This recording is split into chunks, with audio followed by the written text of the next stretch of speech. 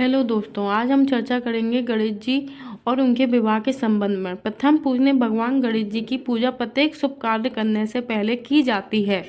विवाह जैसे शुभ कार्यों की पूजा पाठ में सभी देवताओं के बीच गणेश जी का स्थान सर्वप्रथम होता है। बात जब उनके विवाह की होती है तो बड़ी अजीब संयोग के साथ गणेश जी का विवाह हुआ था। पौराणिक कथा के अनुसार भगवान गणेश ब्रह्मचारी रहना चाहते थे।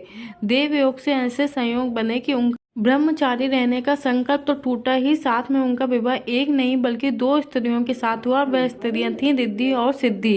पौराणिक कथा के अनुसार एक बार गणेश जी तपस्या कर रहे थे, तभी वहां से तुलसी जी गुजरती हैं और उन्हें देखकर मोहित हो जाती हैं। तुलसी जी गणेश जी से विवाह करना चाहती थी, लेकिन गणेश जी ने ब्रह्मचारी बताकर उनसे विवाह प्रस्ताव को नकार दिया। विवाह प्रस्ताव नकारे जाने की वजह से तुलसी जी नाराज हो गई और वह गणेश जी को श्राप देने लगी कि गणेश जी का विवाह एक नहीं बल्कि दो स्त्रियों से होगा। तभी गणेश जी तुलसी जी पर नाराज हो गए और गणेश जी ने भी तुलसी जी को श्राप दिया कि तुम्हारा विवाह एक असुर से होगा। इसलिए भगवान गणेश की पूजा में तुलसी जी का प्रयोग कभी नहीं किया जाता।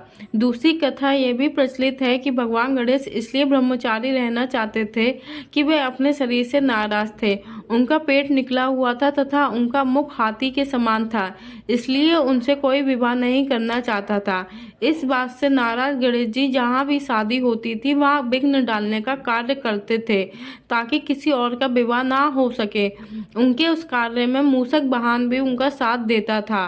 उनकी इस आदत से सभी देवी देवता काफी परेशान हो गए थे और वह सभी अपनी परेशानी को लेकर ब्रह्मा जी के पास गए। तब ब्रह्मा जी ने योग विद्या से दो कन्या रिद्धि और सिद्धि को प्रकट किया। दोनों कन्याएं ब्रह्मा जी की मानस पुत्रियां थीं। ब्रह्मा जी दोनों पुत्रियों को लेकर गणेश जी के पास पहुंचे और उनसे कहा कि उन्हें शिक्षा देने के लिए। ब्रह्मा जी की आज्ञा का पालन करते हुए गणेश जी उन दोनों को शिक्षा देने लगे। तब गणेश जी के पास किसी की भी शादी की सूचना आती थी तो रिद्धि और सिद्धि उनका और मूषक का ध्यान भटका देती थी, जिससे वह किसी और की शादी में विघ्न न डाल सकें।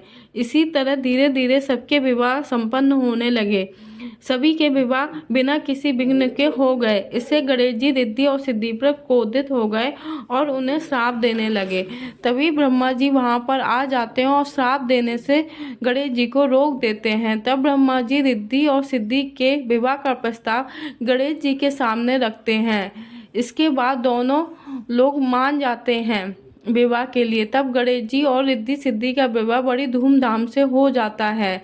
इसके बाद उनके दो पुत्र होते हैं जिनका नाम होता है शुभ और लाभ।